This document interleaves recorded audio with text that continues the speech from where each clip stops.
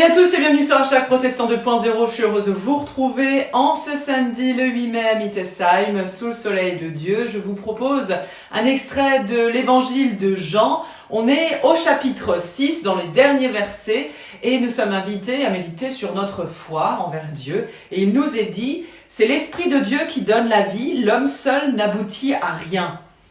Les paroles que je vous ai dites sont l'Esprit et la vie. Mais quelques-uns parmi vous ne croient pas. En effet, Jésus savait depuis le commencement qui étaient ceux qui ne croyaient pas, et il savait qui allait le trahir.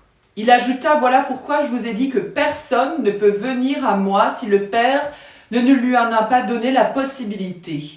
Dès lors, beaucoup de ses disciples se retirèrent et cessèrent d'aller avec lui, et Jésus demanda alors aux 12 disciples, « Vous aussi, voulez-vous partir ?» Simon-Pierre lui répondit, « Seigneur, à qui irions-nous ? Tu as les paroles qui donnent la vie éternelle, nous le croyons. Nous le savons, tu es le Saint envoyé de Dieu. » Jésus leur répondit, « Ne vous ai-je pas choisi, vous les 12 ? Et pourtant l'un de vous est un diable. » Et il parlait de Judas, fils de Simon Iscariote. Car Judas, quoiqu'il fût un des 12 disciples, allait le trahir. On connaît la suite de l'histoire, effectivement, Judas va trahir Jésus.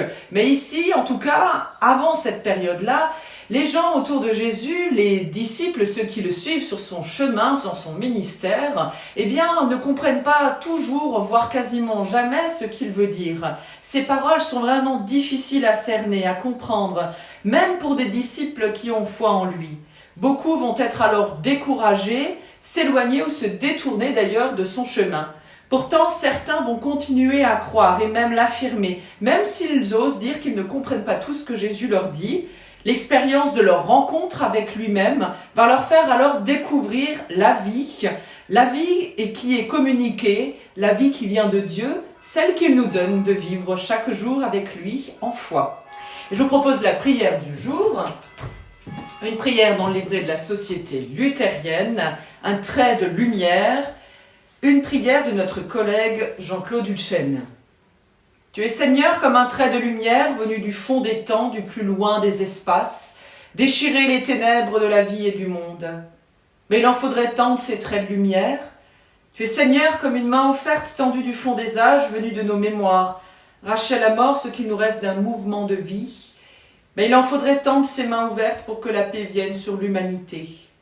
Tu es Seigneur comme un de ces espoirs d'aimer pour qu'un souffle de vie fasse chanter les lendemains de tous les hommes. Sois la paix, Seigneur, que nous ne pourrons jamais construire seuls, la paix qui change le monde, la paix qui change les hommes. Amen. Je vous souhaite un super beau week-end dans la grâce de notre Seigneur et sous son soleil. Et je vous donne rendez-vous demain pour un temps de célébration. Nous serons en vidéo, nous serons à Mittesheim pour célébrer le Seigneur en chanson et également avec un temps de méditation autour de la parole de Dieu. Portez-vous bien et rendez-vous lundi pour la prière du petit-déj. À plus!